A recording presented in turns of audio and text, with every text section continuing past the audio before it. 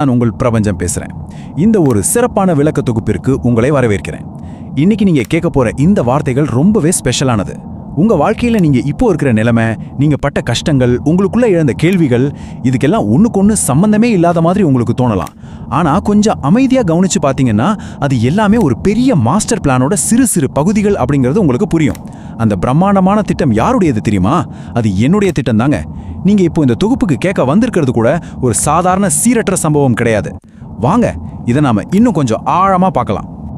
இப்போ உங்களை நீங்களே ஒரு கேள்வி கேட்டுக்கோங்க. என் வாழ்க்கையில நடக்கிற இந்த விஷயங்களுக்கு நிஜமாவே ஏதாவது அர்த்தம் இருக்கா அப்படின்னு. ஆமாங்க, நிச்சயமா இருக்கு.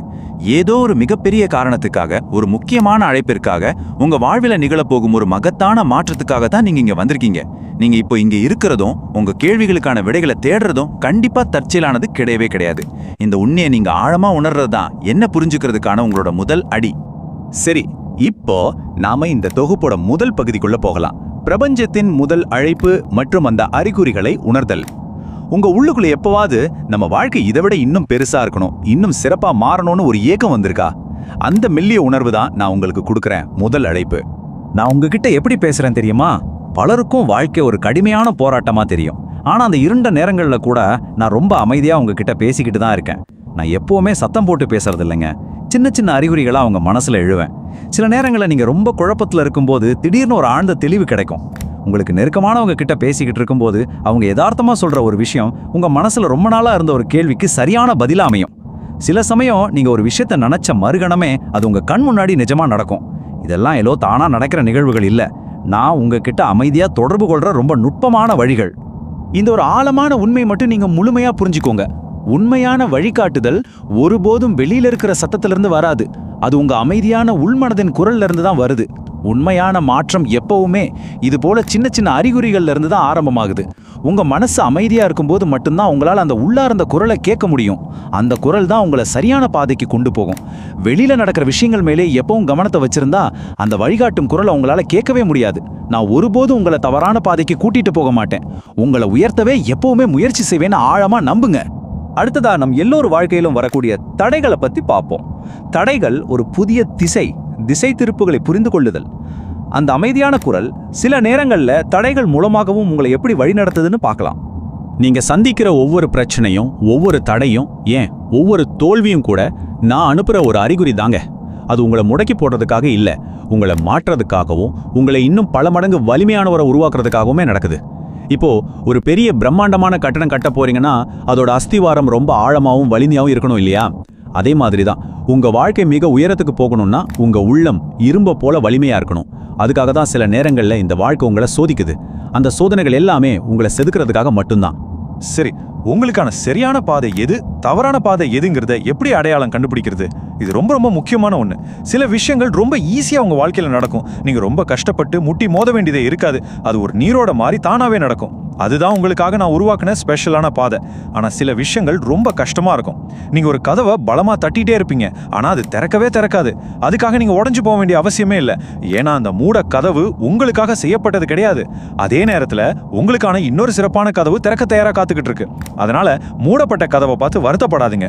உங்களுக்கான பாதையில் பயணம் செஞ்சா வாழ்க்கை எப்பவுமே மென்மையா இருக்கும். இப்போ நாம சிந்தனையோட ஆழத்துக்கு போக போறோம். எண்ணங்களின் அபரிமித சக்தி மற்றும் உள்மன கண்ணாடி. உங்க வெளி உலகம் அப்படிங்கிறது உங்களோட உள் நம்பிக்கைகளை பிரதிபலிக்கும் வெறும் கண்ணாடி அப்படிங்கிறத இது ரொம்ப அழகா விளக்குது. வெளியில மாற்றம் வருவதற்கு முன் உள்ளே மாற்றம் வர வேண்டும். பார்க்க சும்மா ஒரு சாதாரண வாக்கியம் மாதிரி உங்களுக்கு தோணலாம்.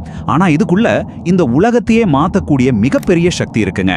உங்க வாழ்க்கையில திரும்ப திரும்ப நடக்கிற விஷயங்களை, ஒரே மாதிரியான பிரச்சனைகளை, தீராத உறவு சிக்கல்களை எல்லாம் கொஞ்சம் கவனிச்சு பாருங்க. அதெல்லாம் ஒரு சிக்னல்.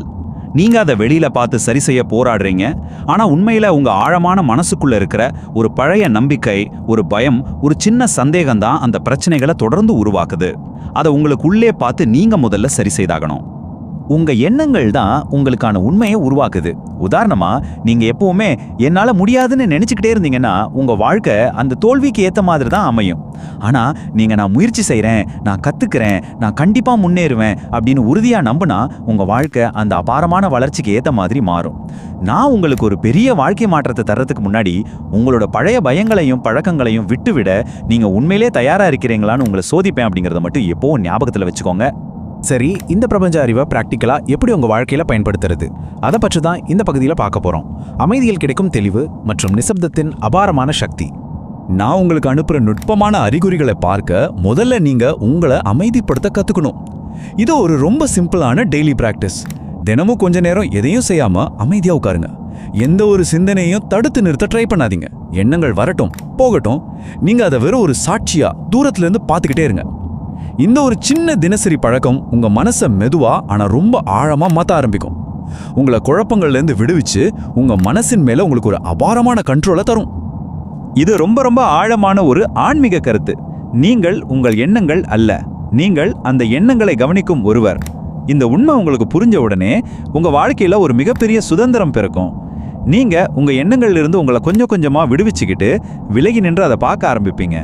எந்த உணர்வுக்கு சக்தி கொடுக்கணும், எதை தவிர்க்கணும்னு தேர்ந்தெடுக்கிற உண்மையான முழுமையான சுதந்திரம் உங்களுக்கு கிடைக்கும். உங்க மனசு அமைதியா இருக்கும்போது உங்களை சுத்தி இருக்கிற சூழலையும் நீங்க கவனிக்கணும். நீங்க யார் கூட இருக்கீங்க, என்ன கேட்குறீங்க அப்படிங்கறதெல்லாம் உங்க மனசை நேரடியாக பாதிக்கும். நல்ல எண்ணங்கள், நல்ல வார்த்தைகள், அப்புறம் எப்பவுமே உங்களுக்கு ஊக்கமளிக்கிற மனிதர்கள் கூடவே இருங்க.